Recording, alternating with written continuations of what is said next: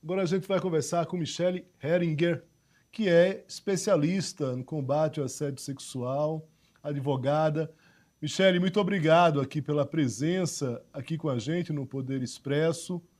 Começo perguntando à senhora o seguinte: poder público hoje, nas esferas federais, estaduais e municipais, estão preparados efetivamente, e o poder está preparado para combater essas denúncias e apurar essas denúncias de assédio?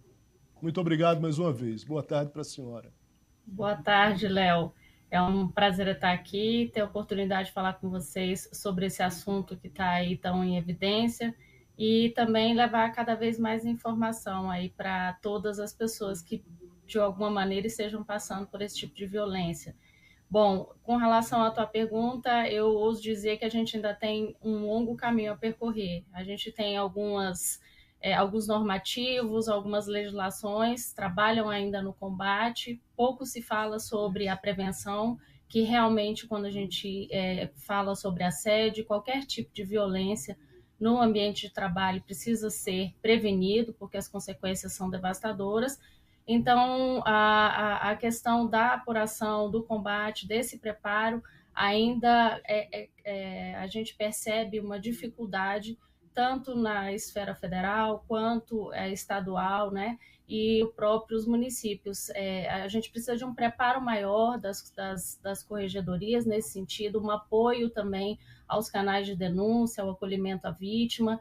Então, os fluxos precisam ser revistos, a importância que esse tema precisa cada vez mais ter, né, nos órgãos públicos e também na iniciativa privada, ainda falta muito para a gente chegar ao efetivo ajuste que a gente precisa para combater situações que de fato acontecem. Michele, um debate que acabou acontecendo desde ontem à noite é do próprio silêncio, foi o silêncio da ministra Aniele em relação a esse caso. Ela até agora não se pronunciou. Esse caso, de alguma forma, corria nos bastidores de Brasília. Alguns jornalistas chegaram a procurar a ministra e ela acabou não falando sobre isso, acabou ficando em silêncio ali sobre esse assunto. Queria perguntar para a senhora, não só como especialista nesse tema de assédio sexual, mas também como mulher, como a senhora vê esse silêncio da Aniele, no sentido também de uma própria proteção em relação a ela. Queria que a senhora abordasse um pouco desse tema, que é um tema que evidentemente está no debate. As pessoas acabam abordando, mas por que a ministra não falou? Queria que a senhora, enfim, comentasse essa questão. Olha, muito se está falando sobre o silêncio dela nesse momento. Eu acredito que isso também tenha uma questão política, a questão de disposição do governo, mas com relação não só a esse caso da ministra, mas como outras vítimas de assédio sexual, em que, infelizmente, a gente tem conhecimento de que o silêncio é visto como uma proteção, o silêncio é visto como o não julgamento.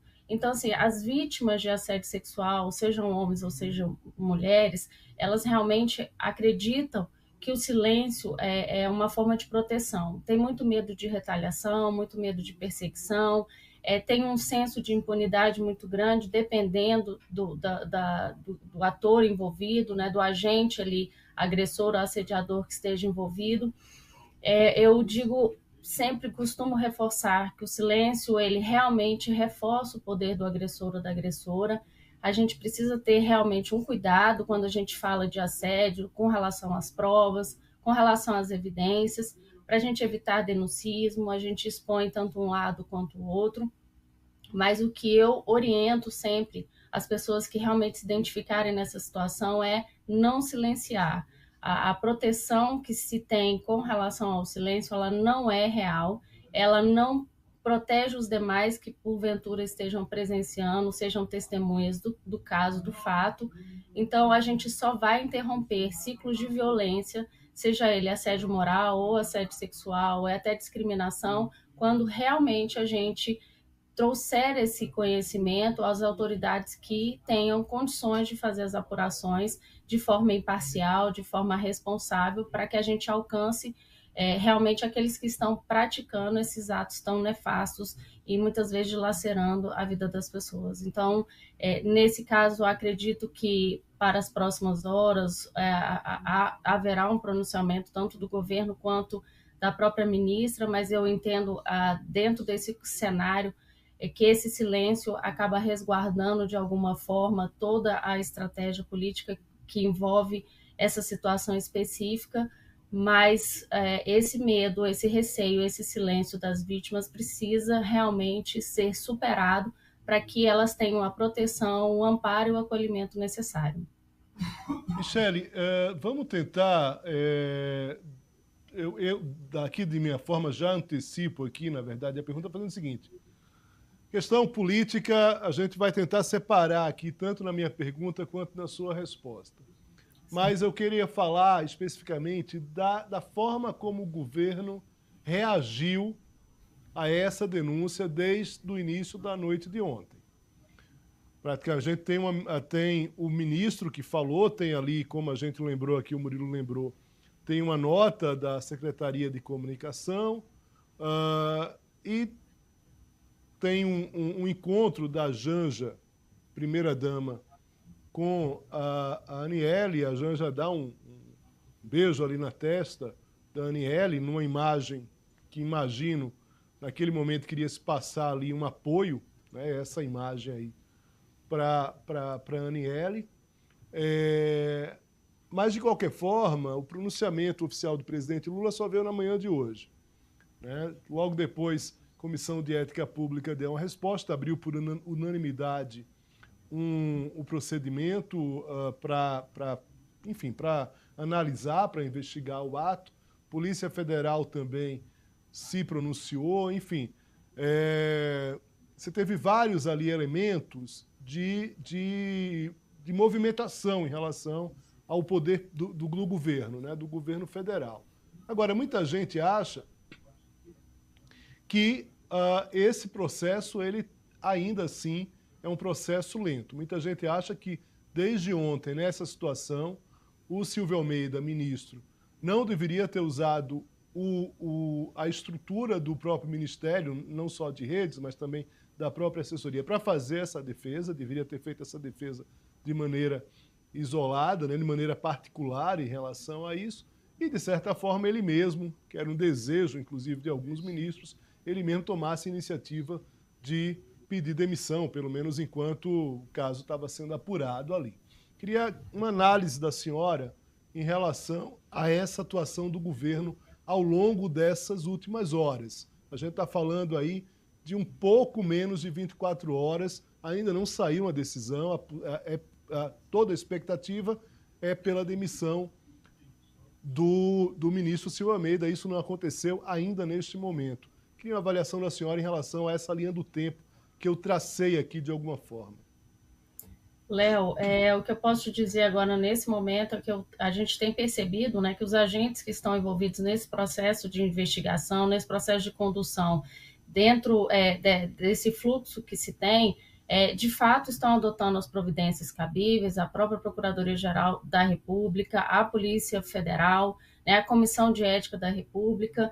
Dentro desse cenário, a gente também precisa realmente avaliar quais são as consequências, porque a gente, além da apuração, da resposta que a gente precisa dar com relação a esse caso, a gente sabe que tem algumas questões políticas que precisam ser analisadas. Mas o fato é que quando a gente está diante de situações de assédio, seja ele moral ou sexual, a gente realmente precisa dar uma resposta para que efetivamente a gente traga a segurança necessária, principalmente dentro desse processo de apuração. Então, o que se espera é que o próprio ministro, se parta dele, esse pedido de demissão, ou se tenha um afastamento, até que a gente realmente inicie a investigação.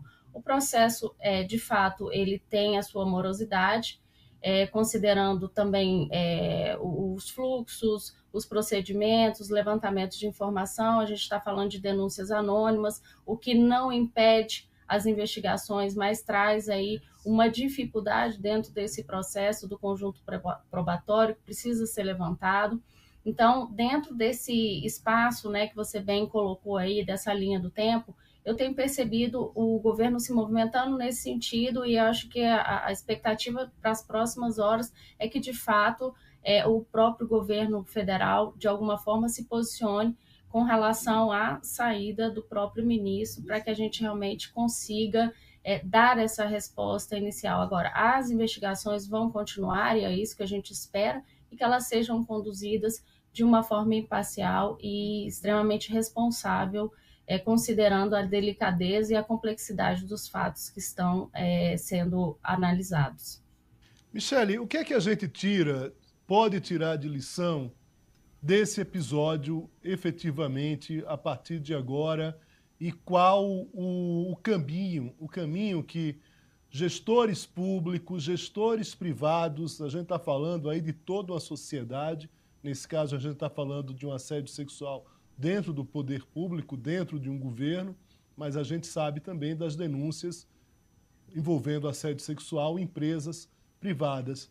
Quais os caminhos, o que é que a gente, especialistas como você que trata desse tema, já tem ali claramente, né, vários pontos para indicar em relação a governos e a empresas, nesse caso. Mas o que é que a gente pode tirar desse episódio? Claro, fazendo as devidas punições, né, que é necessário, é necessário isso, não que eu seja um punitivista aqui, mas é preciso que se tenha claramente um recado para a sociedade, né? E os outros pontos que a gente pode, a partir desse episódio, avançar.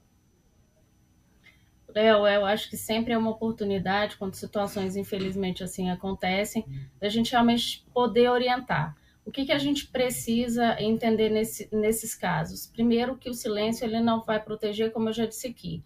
Depois, que a gente tem os canais de denúncia, seja tanto no âmbito da privado, né, da iniciativa privada, a gente tem as ouvidorias, a gente também, no poder público, a gente tem canais de denúncia, então é importante registrar, é importante narrar os fatos, e também a gente tem o Ministério Público do Trabalho, que pode sim receber essas denúncias e proceder à investigação da situação de assédio que possa vir estar acontecendo. Eu sempre costumo dizer que as empresas e os órgãos, elas precisam investir em capacitação.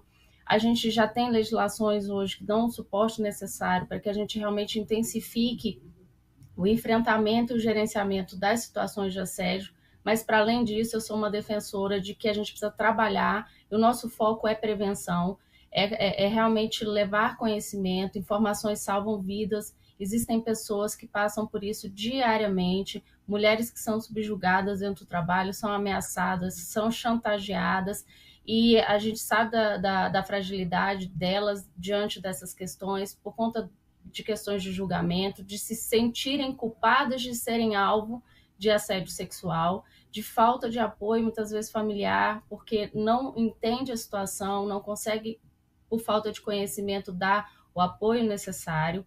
A gente tem situações em que a vítima acaba perdendo o seu emprego porque denuncia.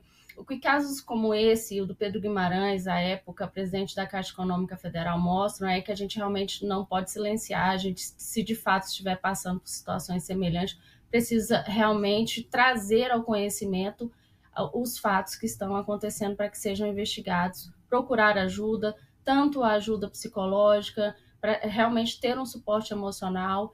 E o que eu percebo como estratégias para prevenção ao assédio é a gente ter uma política que seja institucionalizada, seja um posicionamento do próprio órgão, da própria instituição com relação à questão de assédio.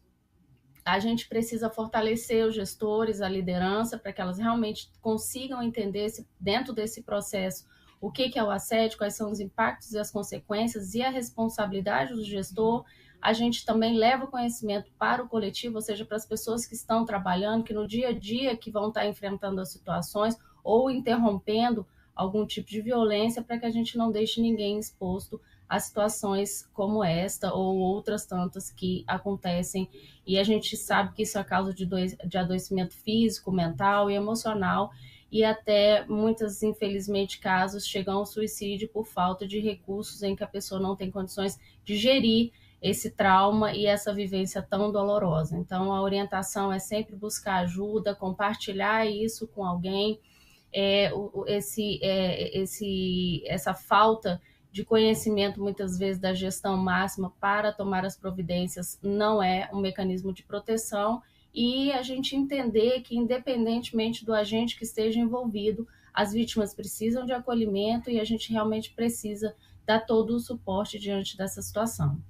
Muito bem, Michele Heringer, muito obrigado aqui, advogada, especialista no combate ao assédio sexual. Michele, muito obrigado aqui pela presença com a gente. Continue com esse trabalho, enfim, sucesso na caminhada. Um forte abraço, bom trabalho para a senhora. Muito obrigada, Léo. Só lembrando que assédio é violência, o silêncio reforça o poder do agressor e que a gente não deve se silenciar. Muito obrigada, bom trabalho para vocês. Forte abraço.